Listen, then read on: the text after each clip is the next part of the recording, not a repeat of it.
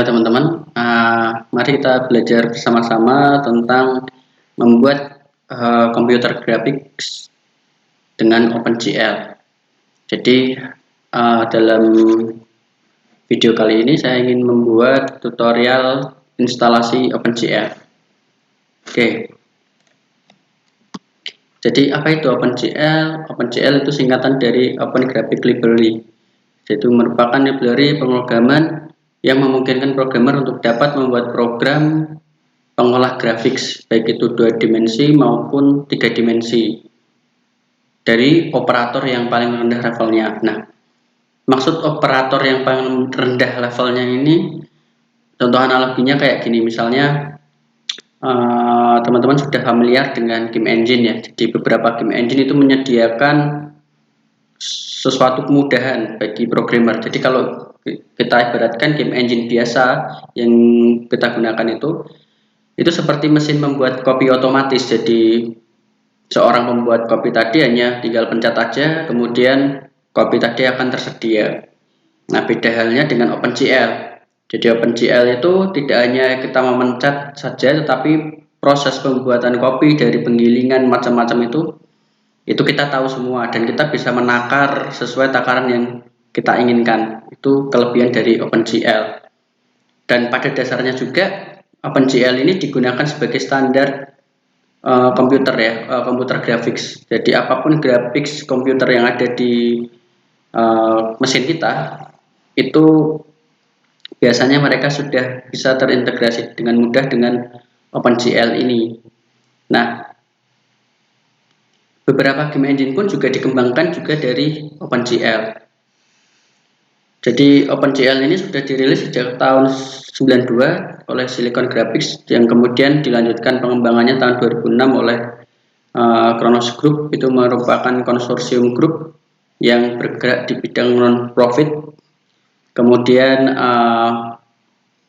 mulai 2009 itu OpenGL terus dikembangkan dan menjadi lebih modern di sini dari segi pemrogramannya dan support ke beberapa hardware modern atau VGA atau GPU modern, Graphical Processing Unit modern. Nah, sayangnya OpenGL ini tidak bisa benar-benar menggambarkan grafik di layar komputer kita. Jadi dia itu maksudnya dia itu melakukan proses yang disebut dengan rendering ke dalam frame buffer untuk kemudian dapat digunakan untuk menggambar konten di dalam layar komputer, sehingga dibutuhkan suatu manajemen window. Manajemen window ini yang nanti terkait antara program kita dengan window atau interface dari mesin yang kita gunakan. Dalam hal ini kita akan gunakan GLFW atau Graphics Library Framework. Mungkin banyak yang menggunakan alternatif selain GLFW ya dulu itu, yaitu GLUT, itu Graphic Library Utility Toolkit kalau tidak salah seperti itu. Tetapi yang kebanyakan ini akhir-akhir ini banyak sekali yang mengembangkan dengan GLFW. Mungkin ada beberapa keuntungan yang nanti bisa teman-teman share juga di komentar ya, kolom komentar. Jadi GLFW tadi merupakan multi platform library untuk OpenGL yang menyediakan application programming interface untuk membuat Windows, konteks, dan Surface, dan juga untuk menerima input-output yang mungkin terintegrasi dengan mesin kita.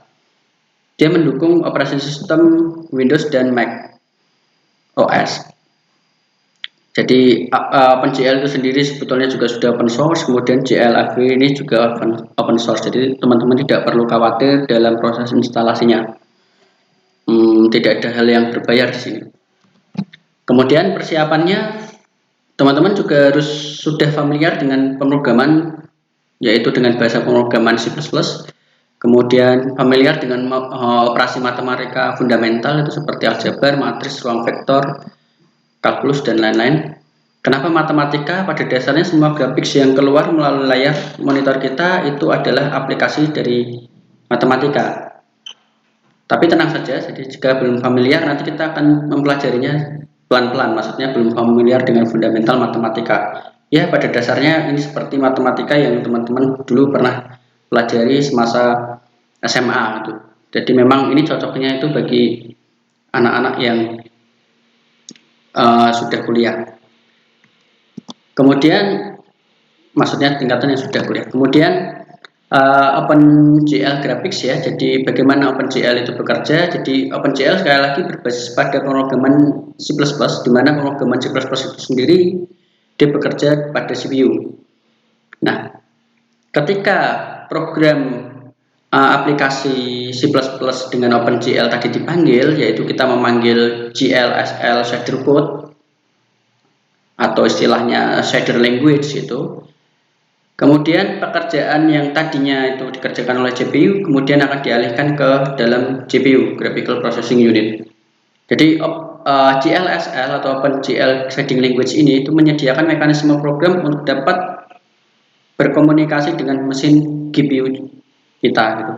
Nah, basis dari GLSL shader code ini diprogram dengan bahasa C. C bukan C++.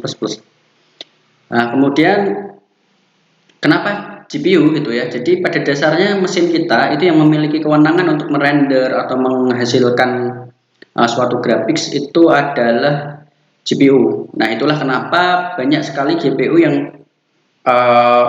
memiliki grade tinggi yang bahkan harganya itu lebih mahal daripada GPU. Dan benar saja karena beberapa game yang kita mainkan dengan rata kanan, misalnya beberapa game yang berat seperti itu dengan kualitas grafik yang bagus, itu tentunya membutuhkan mesin GPU yang bagus juga. Nah, itu ada kaitannya nanti dengan tutorial ini, seri dari tutorial OpenGL ini. Nah, lalu OpenGL itu memiliki pipeline ya. Jadi pipeline tahapan yang terurut yang harus dilewati untuk dapat menggambar grafik pada monitor dengan OpenGL. Jadi OpenGL pipeline yang namanya juga pipeline ya, sambungan-sambungan pipa itu kemudian tujuannya adalah untuk mengalirkan air. Jadi setiap tahapan yang harus dilalui untuk menghasilkan gambar atau menggambar suatu grafis di komputer tadi itu harus dilalui dulu sebelum itu benar-benar terlaksana atau benar-benar tergambar di monitor kita. Jadi setiap tahapan yang dilalui tadi harus terlaksana dulu, kemudian dapat dilanjutkan ke tahapan-tahapan berikutnya.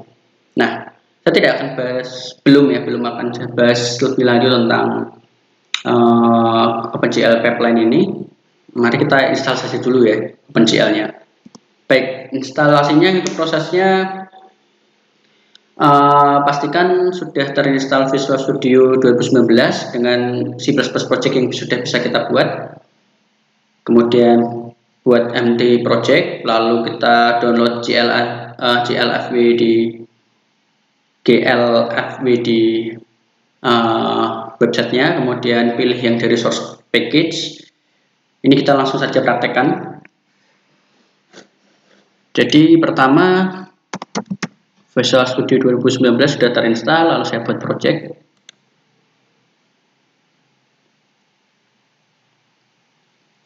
Oke, saya buat project, kemudian saya buat project baru, lalu saya buat empty project, saya next. Nah, ini kita tuliskan project name-nya misalnya latihan OpenGL.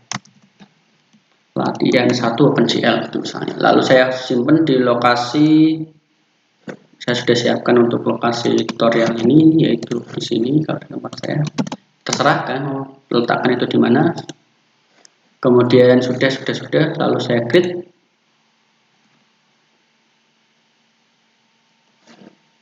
Nah, sudah seperti ini tampilannya, kosongan ya, namanya juga empty project. Kita biarkan dulu sejenak. Kemudian saya buat baru aja. Kita masuk ke websitenya GLFW download ini. Oke. Nah, pilih yang download tadi sudah ya download, kemudian pilihnya ada banyak pilihan di sini. Nah, kita pilihnya yang source package. Nah, dimana kita akan di dalamnya itu ada file CMake. Nah, CMake itu adalah aplikasi yang itu dapat mengcompile source package ini menjadi suatu solution untuk Visual Studio. Nah, nanti dari situ kita akan bisa melanjutkan ke tahapan berikutnya. Oke, kita install dulu. Saya asumsikan di sini sudah saya install. Sudah saya download. Nah, ini sudah saya download di LFW. Kalau sudah di-download, diekstrak. Nah, nanti kalau sudah diekstrak, tuh isinya seperti ini. Nah, pastikan di dalamnya ada folder CMake karena kita akan baca ini dalam CMake. Nah, berikutnya tentu saja kita download CMake dan install. Nah, kita download CMake kalau yang belum punya CMake ini. Jadi CMake itu apa? Nah, di sini kita bisa klik aja. CMake merupakan cross-platform family yang open source, itu yang mendesain, yang merupakan tools desainer untuk membuild, mengetes atau mempackage suatu software. Jadi dia bisa digunakan juga untuk mempackage. Gitu. Jadi dia memberikan suatu kontrol kepada proses kompilasi dari software itu menggunakan platform yang sederhana dan compiler yang independen yang dia itu dikonfigurasi, dia ada konfigurasi file dengan compiler yang independen, kemudian dia juga bisa membuat makefile gitu. Ini bisa dibaca sendiri. Nah, kemudian tadi ya, jadi kita download CMake. Nah, kita downloadnya yang binary distribution saja. Lalu sesuaikan, kalau di sini Windows saya itu 64 bit, jadi saya pilihnya yang installer 64 bit. Saya klik, kemudian nanti ke download, lalu diinstal. Instalasinya sederhana, di next saja sampai install. Nah, karena ini untuk mempercepat proses tutorial ini, sehingga saya sudah menginstalnya. Jadi buka saja CMake GUI library, CMake GUI. Nah, ini sebelumnya sudah saya pakai ya. Ini kalau baru buka biasanya ini kosongan, nggak ada seperti ini. Jadi ini saya coba generate lagi, copy, kemudian where is the source code yang ingin saya build dengan CMake ini. Ini saya masukkan direktorinya yang tadi di dalamnya ada CMake-nya. Kemudian saya klik, oh ya, di mana hasil dari build ini akan disimpan gitu. By default kalau di tempat saya itu di C program file CMake bin. Ya, nanti kita cari hasilnya di sana. Nah, lalu kita coba configure. Yang pertama configure dulu. Oke, karena ini tadi sudah saya configure, ini saya remove aja intinya semuanya. Saya remove. Ini masih kosongan ya. Saya configure, saya ulangi configure. Oke, tidak masalah. Jadi karena ini sebelumnya sudah ada, kalau tempatkan mungkin tidak error. Oh, errornya di sini karena permission denied ya. Saya menggunakan lapisan password untuk akses ke ke drive C di komputer saya, sehingga saya harus buka ini. Saya exit saja. Saya buka ini dengan privilege administrator ya, run as administrator. Oke. Kalau sudah ini saya tadi lepas saja. Setelah itu saya configure. Nah, nanti banyak sekali seperti ini. Saya blok lagi, kemudian saya configure sekali lagi, kemudian saya klik generate. Nah, nanti kalau ada error ini bawahnya ini sudah di generate. Nah, kita cari sekarang file SLN. Jadi kita cari file SLN-nya. Saya buka Windows lagi aja. Oke, di tadi ya. Nah, nanti di sini akan ada glfwsln. Nah, ini di double klik.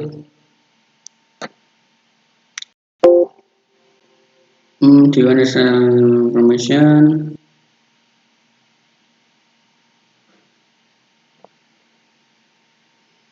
Oke, saya ignore aja, nggak apa-apa. Nanti kalau error baru saya ganti. Oke, sudah. Oke, sudah. Berikutnya adalah saya start. Saya Oke, tidak bisa ya. Unable to start si boga si make bin debug output akses denied. Saya tidak punya akses, jadi saya close dulu aja. Ini juga saya close, lalu saya buka wait. Kita coba sekali lagi pakai Visual Studio 2015. Saya restart dengan kredensial yang sesuai, administrator privilege yang mestinya. Oke. Open project solution.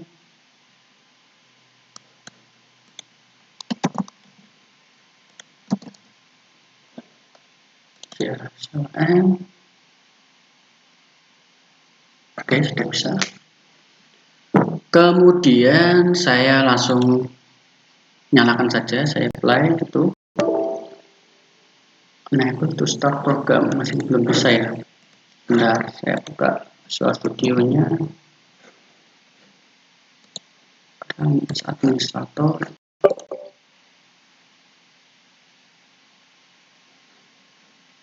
Saya buka ini, sudah buka.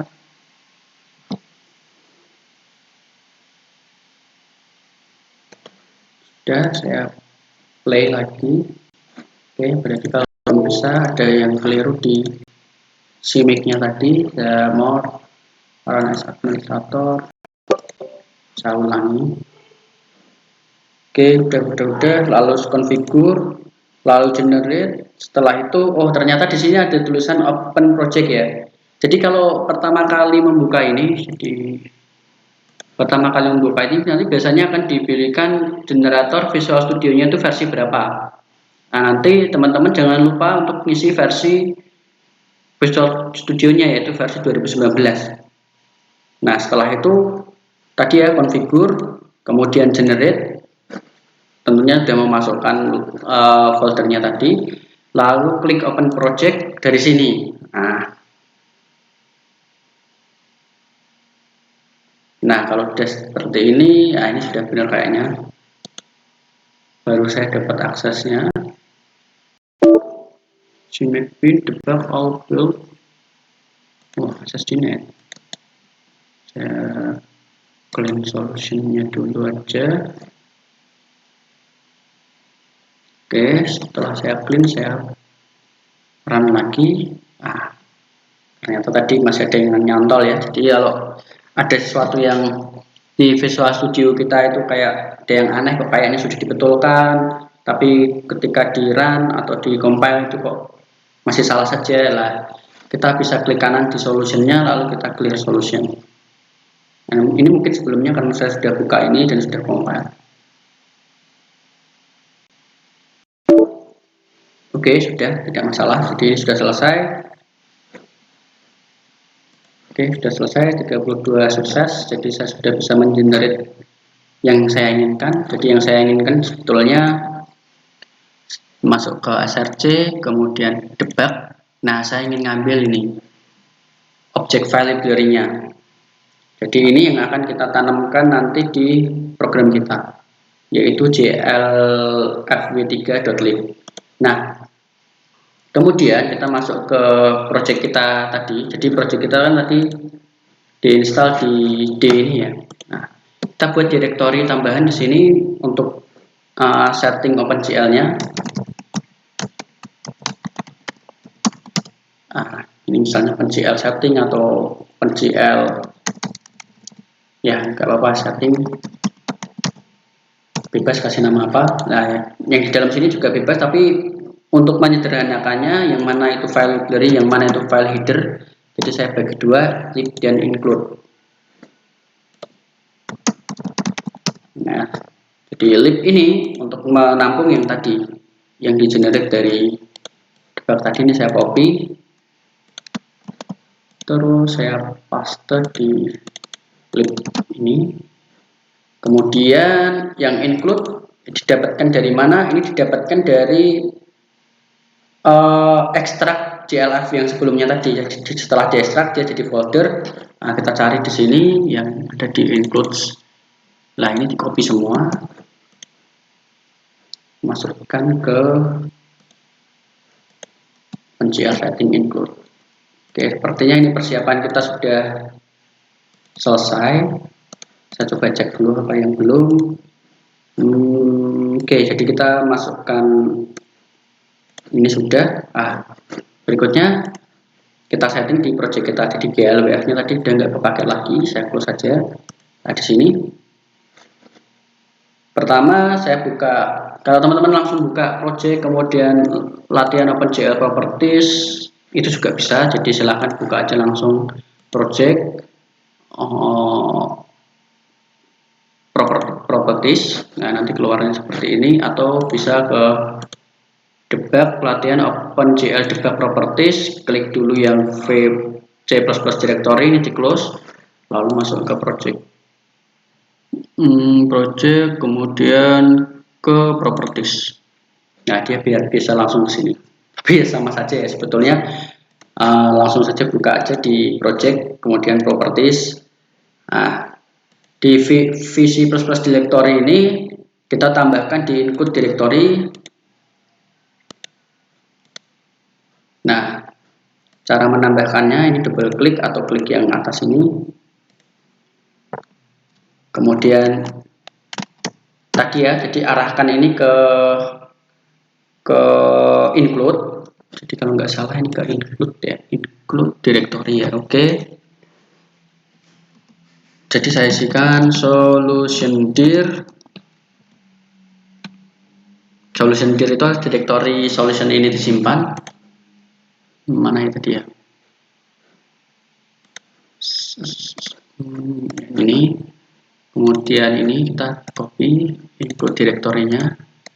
Hanya sampai sini saja, OpenGL settings include, karena saya tadi namanya itu. Saya copy, saya paste di sini. Tidak usah dikasih slash, langsung aja seperti ini. Setelah itu kita enter. Nah, setelah di enter nanti akan nambah di evaluated value di bawah sini. Terus di OK. Oke, sudah, include directory-nya sudah. Kemudian kita masuk ke linker additional library directory, masuk ke general dulu. Nah, general di sini ya. Tambahan directory library-nya kita isikan, edit. Kita isikan dengan sebentar, ini saya tidak lupa, saya buka.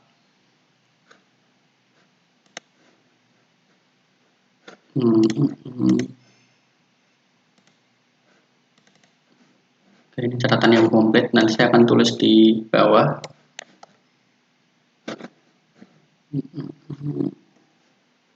Kali ini masih nyampur dengan GLAD. Oke, jadi yang lib sekarang. Jadi yang lib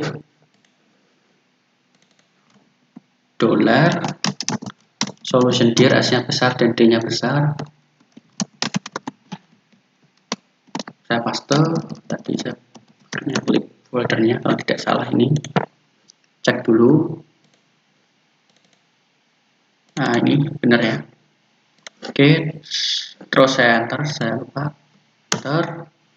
Sudah di OK.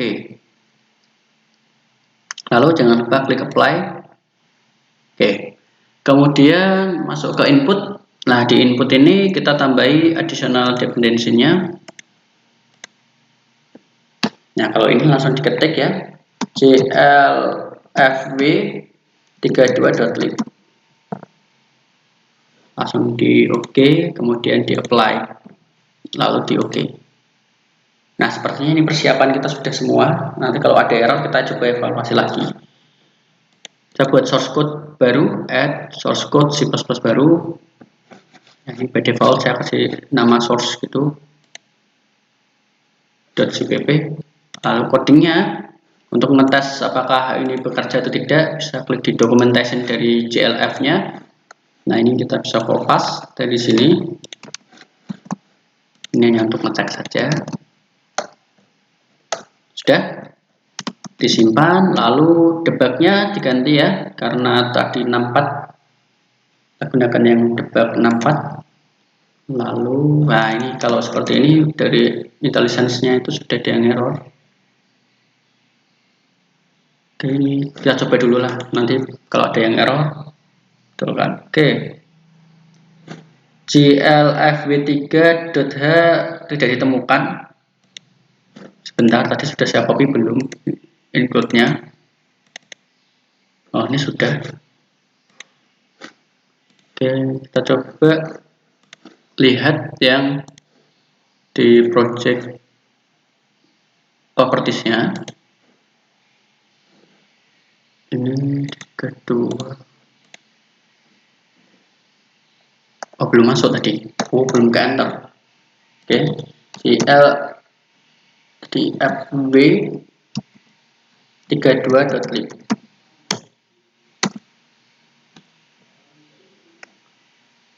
clfw32.lib terus di OK coba. Ini sudah nambah. Saya apply gitu, lalu saya klik OK. Saya run, masih tidak dikenali. Oke, jadi saya cek dulu.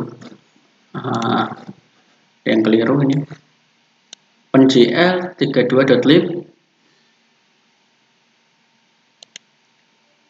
Additional edit, ketik enter. Oh, OpenGL 32 nya belum ya, tadi yang GLA 3 nya toh ya, saya keliru. Oke, jadi project properties ini juga keliru, ini GLA 3 yang sebelumnya itu OpenGL 32.lib. Oke, saya oke. Saya apply dua-duanya, semoga ini bisa. OpenGL 32.lib glfw3.lib. Ada yang tipu. Sudah. Oke. Linker tadi sudah ya. Saya cek dulu. Oh, yang linker hilang ternyata. Saya edit. Ternyata dia ngulang. Sendir ini oke, direktorinya tadi yang lib ya, bukan yang include, jadi ini saya edit. Lib, enter. Oke, apply. Input tadi sudah, ini sudah. Cc directory, nah hilang nih sepertinya. Input direktorinya hilang, saya tambahin lagi.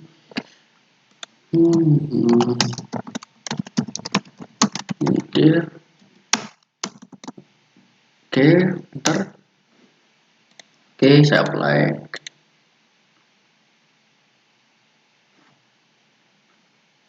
Sudah, sepertinya tidak ada masalah, tidak ada merah-merah tadi. Saya run. Nah, ini sudah berhasil. Kalau berhasil memang warnanya hitam seperti ini. Ya, ini bisa diganti warna sebetulnya kalau teman-teman mau. Bisa di stop. Oke, jadi ini sudah berhasil.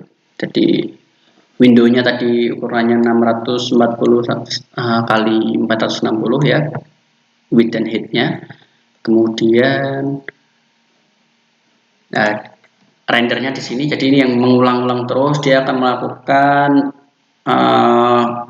tadi ya, apa namanya, penggambaran suatu interface tadi. Kemudian dengan GL color buffer bit. Nah, kalau mau diganti warna, kita bisa definisikan warnanya itu kalau nggak salah GL color, GL clear color. Kita bisa kasih nilai RGB-nya, misalnya kalau ini rednya itu saya isi 1, berarti dia benar-benar akan warnanya merah. Yang lain saya isi 0. Nah, yang terakhir ini opacity ya, jadi dia itu kelihatan visible atau enggak. Jadi saya tulis kayak gini,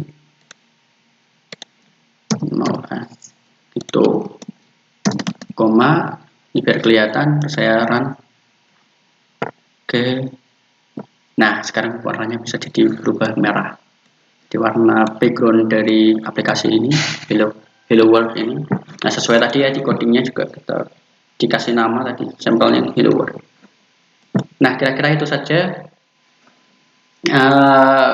Jadi materi ini saya ambil dari sumbernya dari buku komputer grafis Programming OpenGL with C++, dan buku yang bisa kita download, silahkan cari aja Demystifying Augmented Reality dari Kumar Narayan. Ini juga bagus sekali kalau pengen buat aplikasi AR dengan OnStretch ya, itu bisa di sini.